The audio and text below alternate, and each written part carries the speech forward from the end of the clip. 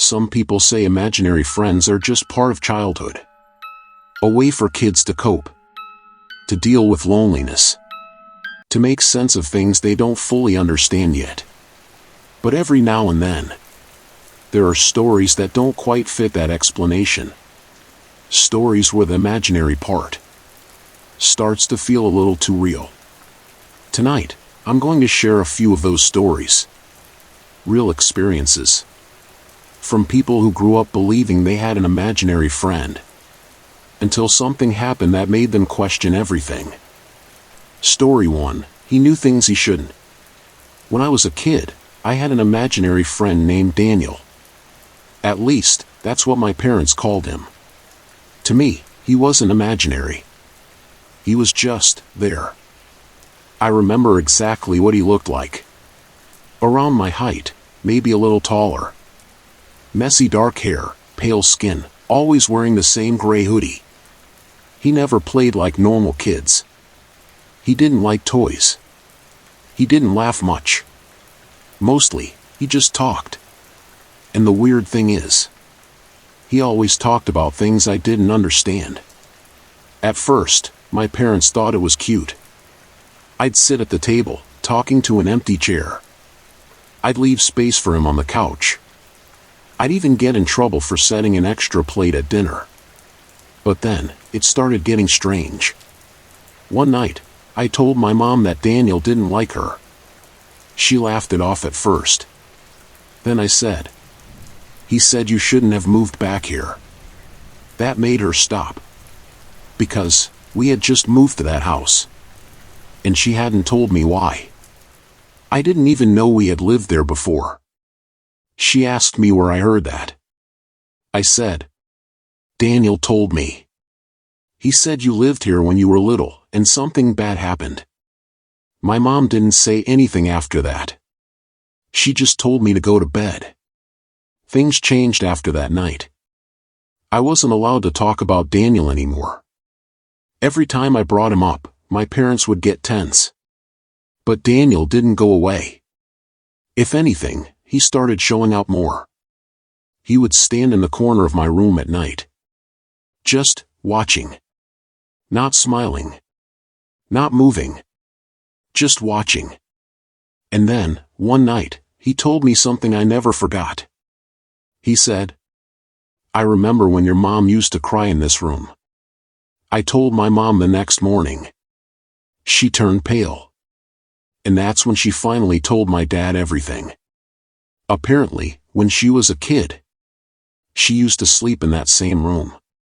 And she had her own imaginary friend. Same name. Same description. Daniel. After that, we moved out. Fast. And I never saw him again. But sometimes, I still think about the way he looked at me. Like he wasn't my friend at all.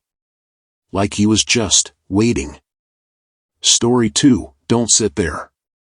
My little sister Emma used to have an imaginary friend named Lily. She was about 4 at the time. And honestly, at first, it was normal. She'd talk to Lily. Play tea party. Leave toys out for her. Typical kid stuff. But there was one rule. One very specific rule Emma would always repeat. Don't sit in Lily's chair. At first, we thought it was just part of the game. Until one day, my dad sat in it. It was just a small chair in the corner of the living room. Nothing special.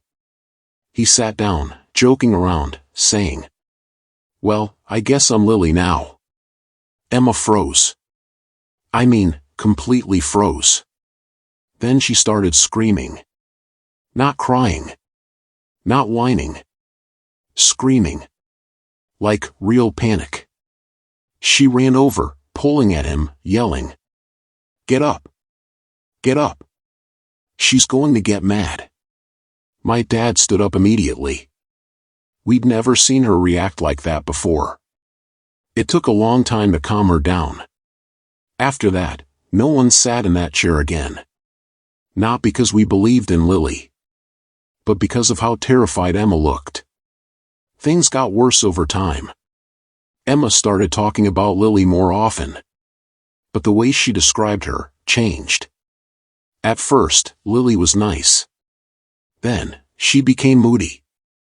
Then, mean. Emma would whisper to her. Argue with her. Apologize, constantly. One night, I woke up to hear Emma talking in the hallway. It was around 3 a.m. She was standing in front of that chair.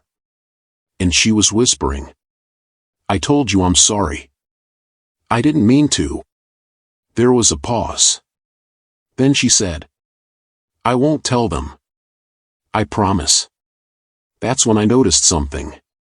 The chair was moving. Just slightly. Like someone had just shifted their weight. I didn't sleep the rest of that night. A week later, my parents got rid of the chair. Emma didn't react. She just stopped talking about Lily completely. Like she never existed. But sometimes, when the house is quiet, I still think about that chair. And how it moved. When no one was sitting in it. Story 3, he said it wasn't him. I work as a babysitter, and this happened about 2 years ago. I was taking care of a 5-year-old boy named Lucas. Really quiet kid. Didn't talk much, but always seemed to be listening to something. Even when the room was silent. His parents warned me beforehand. They said, he has an imaginary friend. Just ignore it. So I did. At first, Lucas would occasionally look past me and smile. Or nod. Or whisper. Nothing too unusual. Until the night he asked me a question. We were sitting on the couch, watching TV. Out of nowhere, he said, why don't you answer him? I asked, answer who? He looked confused. Jacob. He's been talking to you this whole time. I felt a chill, but I brushed it off. I said, I can't hear him. Lucas frowned. Then he said something that still messes with me. He said you can hear him, you're just pretending not to. I laughed it off. But after that, I couldn't relax. The house felt wrong. Like there was someone else there. Watching. Later that night, I was putting Lucas to bed. As I tucked him in, he suddenly grabbed my arm. Tight. And whispered. Don't listen to him. I asked, why? He said. Because sometimes, he says things that aren't true. I tried to keep things calm. I said, like what? Lucas looked toward the corner of the room. Then back at me. And whispered. He said you're not alone when you go home. I felt my stomach drop. I asked him, what do you mean? He shook his head. Then said something that made it worse. He said he follows people sometimes. I left as soon as his parents got back.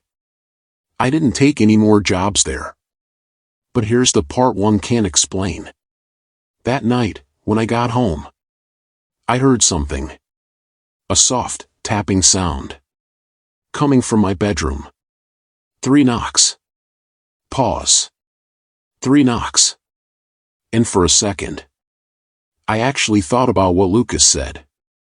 About not listening. So I didn't open the door.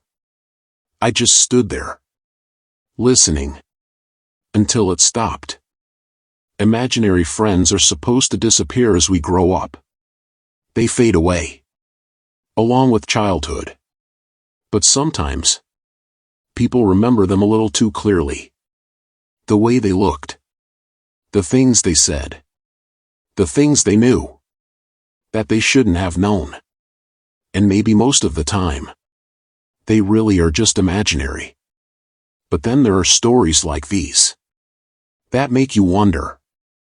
If some kids aren't imagining anything at all.